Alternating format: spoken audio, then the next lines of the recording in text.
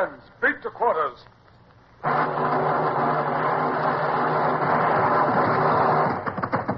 Run out the guns. Stand by the starboard battery. One broadside into her, if you please, Captain Bush. Pointers on target. Linstocks ready. Aye, aye, sir. Ready. Fire!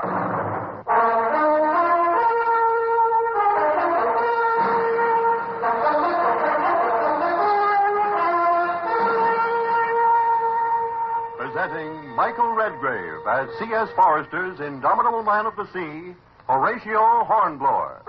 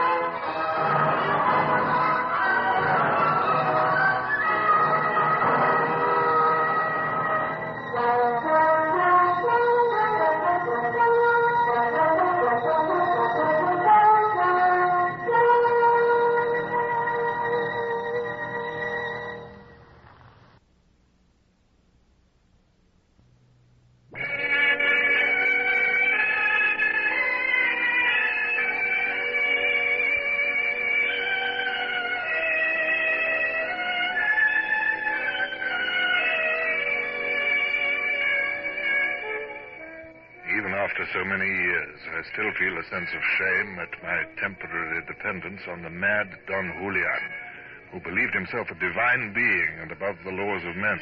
While I waited, I considered my best course of action. There was a chance that the Spanish ship might come in from sea, in which case, with half my crew ashore, I would be in a hopeless case. On the other hand, I had lookouts aloft, and I was frantic to secure stores, lest Don Julian's rebellion should come to a sudden and bloody ending. My respects, Senor Capitan. There are 400 cattle awaiting your orders, Capitan. My men are driving onto the beach. Good. The sugar is ready at El Supremo's mill. With regard to the tobacco, which special kind do you prefer? For some time, we've only been rolling cigars for our own consumption. I was hard put to it to suppress my delight at the mention of cigars. It was 3 months since I'd seen one. My men used Virginia pigtail twist, but that would be unobtainable on this coast. I waved a careless hand. Well, send as many cigars as will be convenient to you, and, such other tobacco as you have on hand. Si, senor. The coffee, vegetables, and eggs will be easy. But, with regard to the bread, Your Excellency will forgive me, but in this country we have only maize. There is a little wheat grown in the Tierra Templada, but you see, it rests in the hands of the unenlightened. Would maize flour suffice? This is serious. English sailors are unaccustomed to maize flour. I know, Your Excellency, but I can only obtain wheat flour by fighting for it. And I know that El Supremo would not like me to fight at present. El Supremo will be angry. Very well, I'll agree to use maize flour, but to make up for it, I shall require something else. I want drink for my men. Is there wine here or any ardent spirit? The people on this coast, sir, drink an ardent spirit with which you are perhaps not acquainted. What's that? It is distilled from the waste of the sugar mills from treacle, Your Excellency. Rum, by him.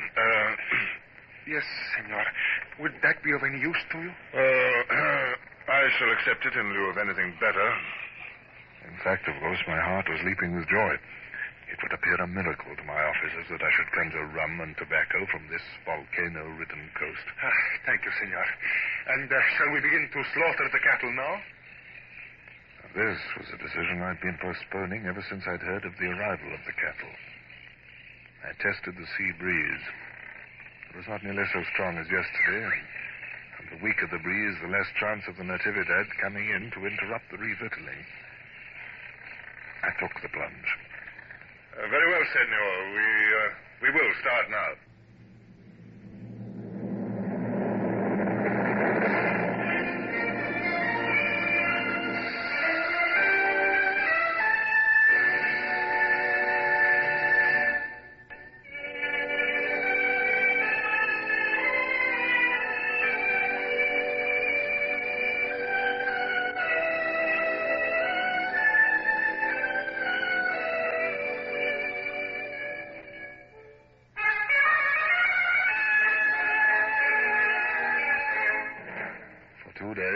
ships plied back and forth. They came laden with joints of meat, and on board the purser and his crew toiled like slaves in the roasting heat, cramming the brine barrels with meat. Sacks of flour, anchors of rum, bales of tobacco. The hands sweated as they swayed these things up from the boats. The Lydia was gorging herself full. And in return, I kept my side of the bargain. Mr. Bush, you may release the muskets and kegs of powder and shot which we brought for Don Julian. You send it ashore. Hernandez will arrange its transport then. Aye, sir.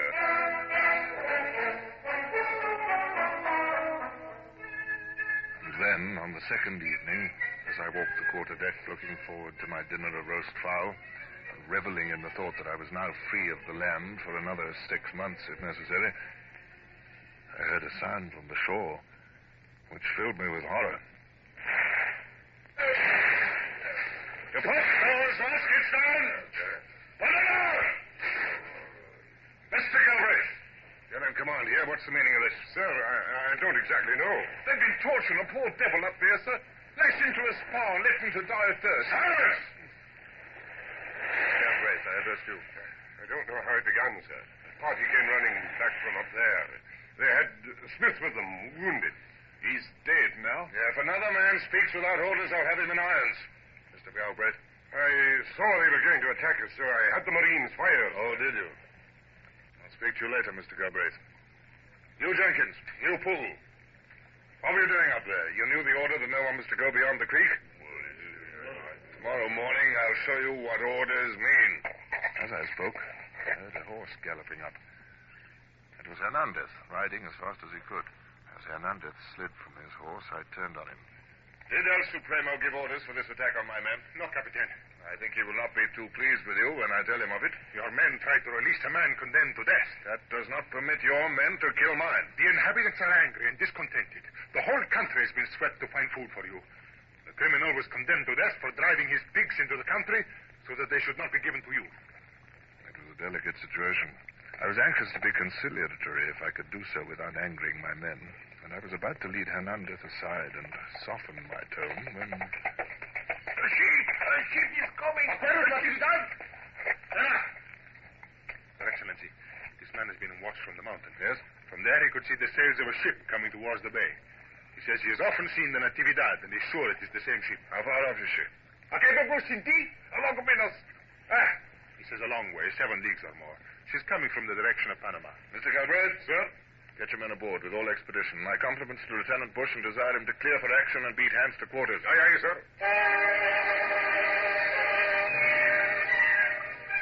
A stream of plans and ideas was flooding my mind. I estimated that with the land breeze, the Natividad could be in the bay by midnight. On the other hand, I knew the Spanish habit of snugging down for the night and of not attempting any complicated piece of seamanship unless absolutely necessary. I wished I knew more about the Spanish captain. Tell me, senor, has this ship often come into this bay? Yes, senor, often. Is her captain a good seaman? A very good seaman, sir.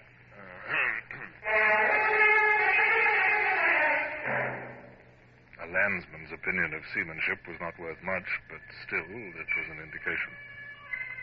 I was still uncertain what to do. If I went to sea and engaged the Natividad on open water, the two ships might well batter each other into wrecks. Rigging and spars, hulls and sails.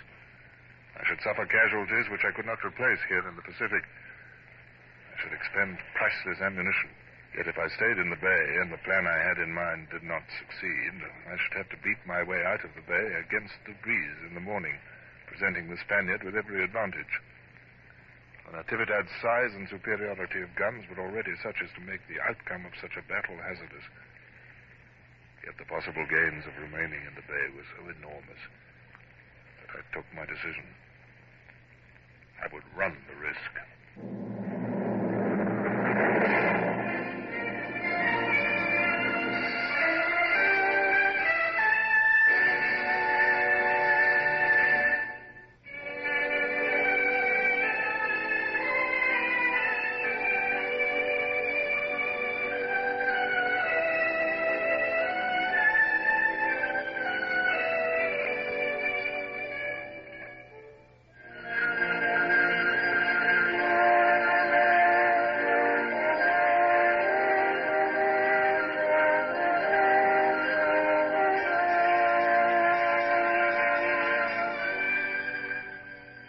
first puffs of the land breeze, the Lydia glided across the bay like a ghost in the moonlight. I had hoisted no sail, lest a gleam of canvas become visible to the distant ship at sea. The launch and cutter were towing the ship, sounding as they went into the deep water at the foot of the island which marked the entrance of the bay. Manguera Island, it was called. I found myself pacing my tiny cabin, though it would be at least 4 hours before the Natividad could reach the entrance of the bay. I checked myself furiously. I must show the ship that I could face uncertainty with indifference. Follow you. Sir? My compliments to Mr. Bush, and tell him that if he can spare Mr. Galbraith, Mr. Clay, and Mr. Savage from their duties, I'd be glad if they'd sup with me and have a hand of whist.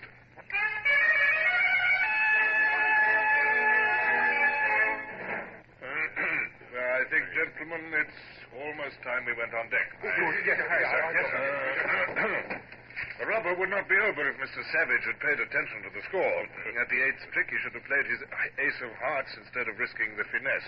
I grant that the finesse had been successful. Had it been, it would have won him 2 more tricks. But...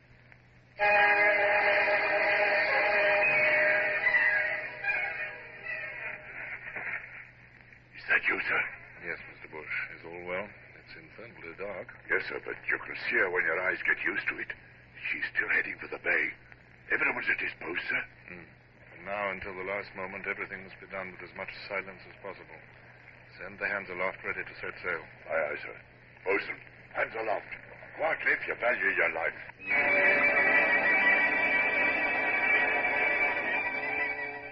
I hurried forward along the gangway, past the forecastle carronades with their crews crouching round them, and swung myself over onto the bowsprit. I could see round the corner of the island. The Natividad was heading straight for me. I could almost hear the sound of her passage through the water. I heard the voice of the man at the lead. I could hear the voices of her crew, all jabbering and nobody looking out well enough to see our spars. And then, the moment I was waiting for, orders for the Natividad to go about. This was the time. From my pocket, I drew my silver whistle and blew. Bring him there!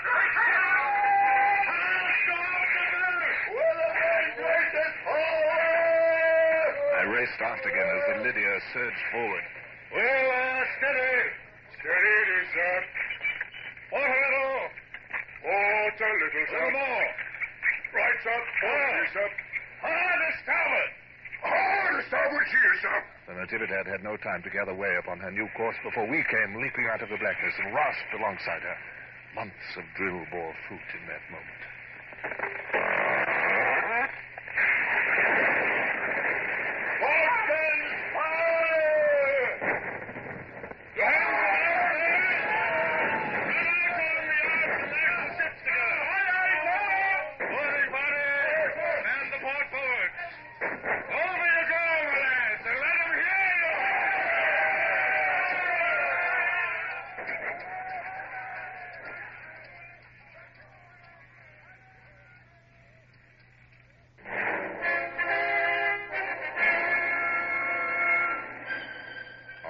Spaniard, there was utter surprise.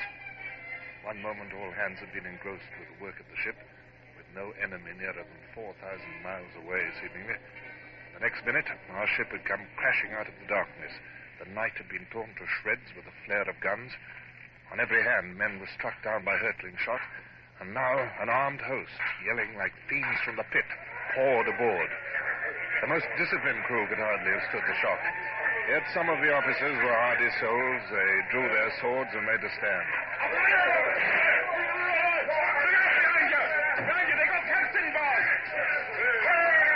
On the lower deck, the Spanish seamen were gathering together in the darkness to defend the hatchways when the second part of my plan came into operation.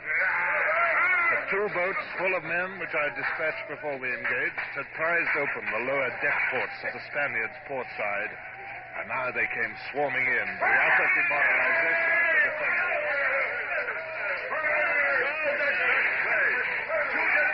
Where's those officers? Senor, lay down your arms. Pues, surrender. Order your men to cease fighting. Imposible continuar. El muchos peritos encarar. Captain Hornblower, I have accepted surrender in your name. Thank you, Mr. Bush. Bring the officers aboard the Lydia.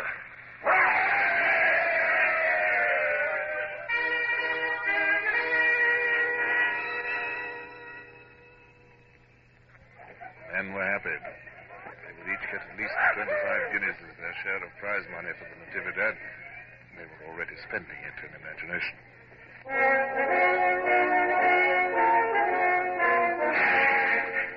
But while the rejoicing went on, I was considering my next step.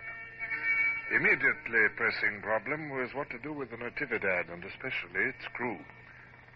I couldn't bear the thought of handing them over to that cold-blooded madman who called himself El Supremo. Although I was pledged to assist him in his rebellion against the Spanish rule, I felt no desire to assist him in mass murder. However, my next move was decided for me by the arrival of Hernandez from the shore. Capitan, El Supremo wishes to see you at once. My boat is waiting.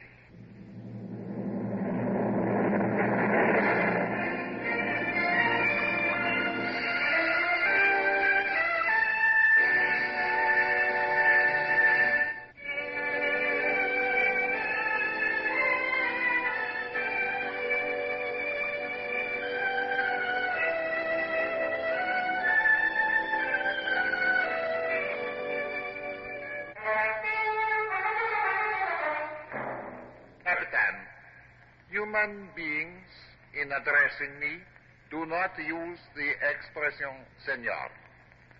As I told you, I am divine. You may call me El Supremo. I believe that in your own language, that term means the Almighty. It is hardly sufficient to describe my divinity, but it will suffice. I could only bow. I dare not trust myself to speak. He was quite unconscious of having said anything at all remarkable. The navigating officers are still alive? Yes, Supremo. Then I will take the Natividad into my service. I will kill the executive officers and replace them with my own. The others and the common sailors will serve me. I had to think quickly. The Natividad is the prize of my king. Perhaps he would not be pleased if I let her go. He would certainly be displeased if he knew you had offended me. I have noticed before, Captain Hornblower, that you have verged upon disrespect towards me, and I have been mild enough to attribute it to your foreign breeding. I sighed to think England would lose a fine frigate and a fine opportunity. I realized that I must sacrifice my prize money and flatter this autocrat a little longer.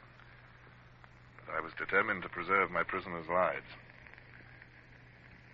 I am sure it is my foreign breeding which is to blame, Supremo, but, well, how could it possibly be imagined that I could be lacking in respect to El Supremo? The ship is yours. General Hernandez, make arrangements for 500 men to go aboard the ships at noon. I will sail with them, and so will you. Certainly, Supremo. Is the Lydia to have the honor of carrying El Supremo to La Libertad? My crew would greatly appreciate the distinction. Naturally, they would.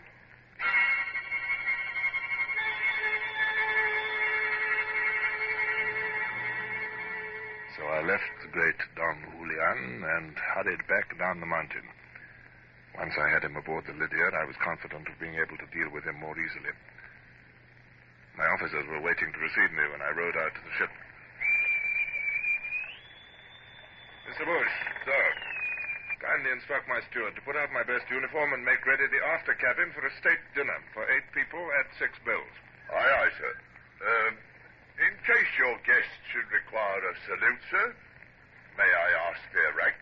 You may, Mr. Bush. We are entertaining the Almighty. The Almighty? Yes, sir.